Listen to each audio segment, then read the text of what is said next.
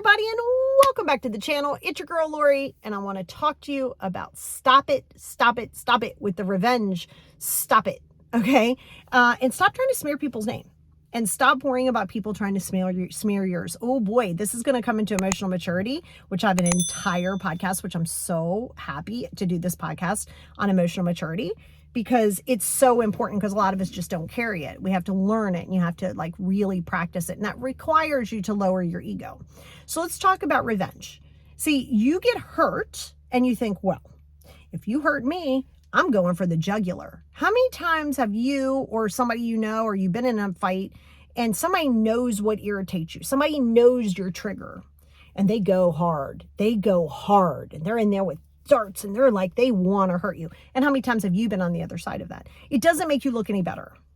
And it really doesn't make you feel any better. So what if you think that you're going to break somebody and you're going to destroy them? It doesn't make you shine brighter. I promise you that. It does not make you shine any brighter. Quite the opposite.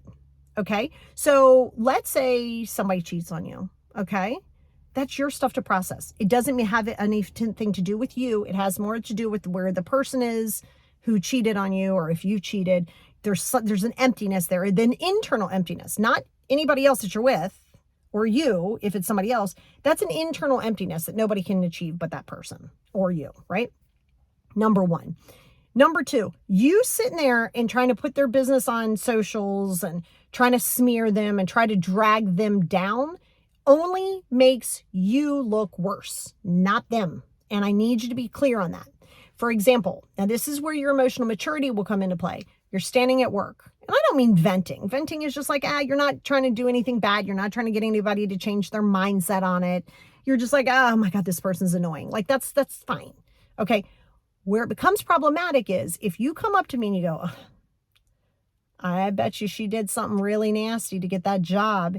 You know, like, I'd be like, excuse me, I literally will stop you in your tracks. I'd be like, I'm not interested in this conversation. I'm not going to participate in it.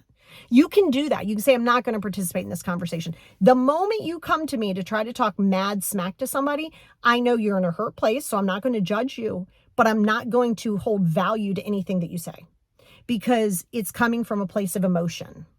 I'm not going to respond to you based on what your emotional hurt is, because it doesn't make them look any worse. It just lets me know that you're hurt. Now, not everybody may see it that way.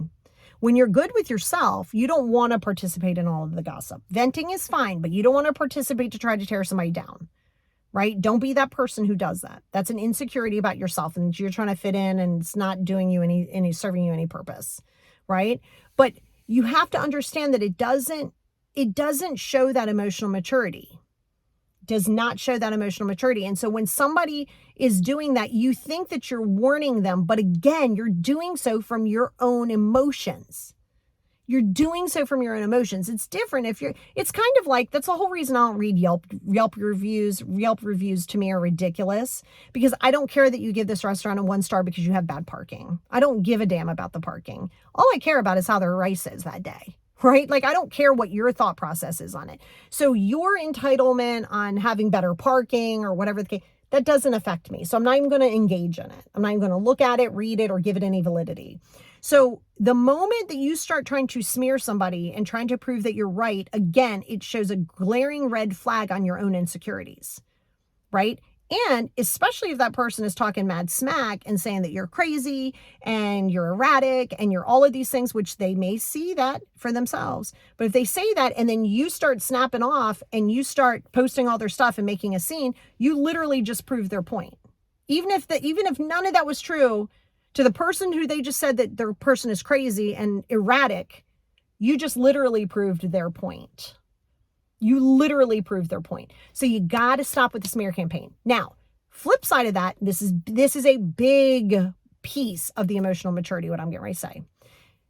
Don't engage in a smear campaign when it's against you.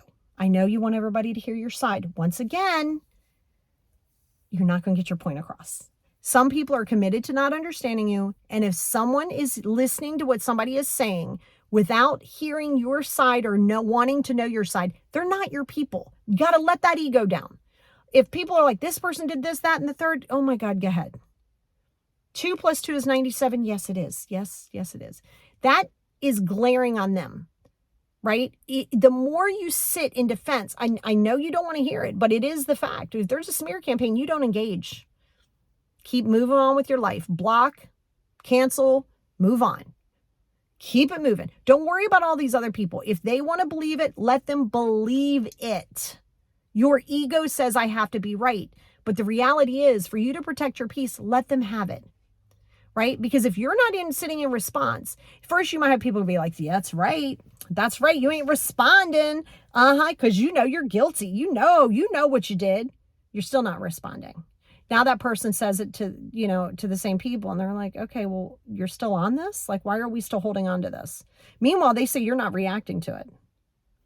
You're not reacting. You're giving it no life, no validity. And they keep bringing it up, and they're going to be like, dude, why are we still here? It's kind of like when you can't let something go with a friend, a spouse, or something, and you keep bringing it up. It's like, dude, are we still here? We're still here because you're not getting the outcome, or you're not hearing the sounds of what you want to hear. You ain't gonna.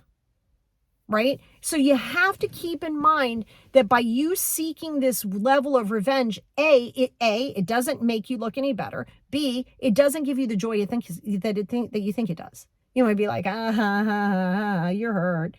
Well, that doesn't mean that all of a sudden you're like, feels so much better now. Nope. All you're doing is breathing life into something that does not need to have life breathed into. Got to be confident here. You get too worried about what other people think about you. Way too worried about that. People are going to see what they see and hear what they hear. And some people like drama. It could be you. Some people love drama, boy. They want to be like, wait, what? And some people will stir a pot and then stand back and be like, well, I didn't do anything. I stirred that pot, but I didn't bring it up. It wasn't me. Okay. Why are you trying to fight for that? Like, why are you trying to fend for yourself like that? No, that's emotional maturity. Let them talk, baby. Let them talk. The more erratic you are, the more you are proving whatever point it is that they're trying to get through. It's a hard one for some people to hear.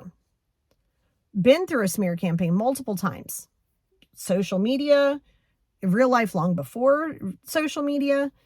Gotta let it go. Gotta let that go because it's a waste of energy. It's such a distraction. And the amount of energy that you're putting in to show somebody's character, it shows more about your character. You're putting so much emphasis on another person's actions or lack thereof actions, and you're not focusing enough on your own healing. And when you constantly are seeking revenge and you're constantly talking mad smack about people, not in a venting place, but just where you're trying to like manipulate it, it is not giving you the outcome. It is not a good look. It's not building anything.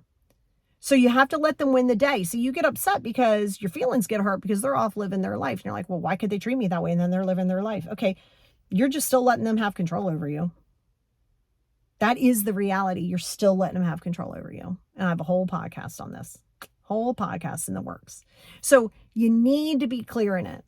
Because the more that you stress and you think about that you're doing some justice and some service, you're not. You're not. And you're the one that's up at 3:00 in the morning, losing sleep. You're on there getting angry. Your blood pressure's going up, not theirs. They're off at the beach doing whatever it is that they want to do. And now you're mad. Well, why are you even stalking them? What point are you trying to prove? Why are you stalking people? No. Cut their social media. If you don't want to see it, don't engage in it. Don't encourage that behavior from other of your friends either, where it's like, oh, I saw what they were doing. Nuh-uh. I don't want to hear it. I don't want to hear it. Stop recruiting people. All you're doing is breeding and feeding and breeding and feeding and breeding and feeding the negativity. There's no growth in that. But you have to be willing to stand up for yourself and say, you know what? I'm okay. I don't need to breathe life into this. That's an important one for you. Stop breathing life into things that aren't serving you, that aren't moving you forward. And again, if somebody wants to believe what somebody else is saying without knowing you, and when I say knowing you, knowing your side of it, because there's 3 sides, theirs, yours, and somewhere in the middle is the truth. It isn't all just your side. It isn't all just their side. In the middle is the truth. And each of you have your own feelings, which are not facts, but they're your perceptions. So if somebody is contributing to that narrative, a good true friend isn't going to sit there and just hop on board and start talking mad smack. If they're like, dude, it's okay. Like, I hear you. I validate how you feel. Let's keep it moving. Like, no, I'm not going to be going on their social media. That's somebody letting you know, hey, no, this isn't serving you. Not just to say, I'm right, I'm right, I'm right. That's not true friendship. True friendship is, you think it's loyalty. It's not. It's not. A good friend will call you on your stuff and call you right on the carpet with it.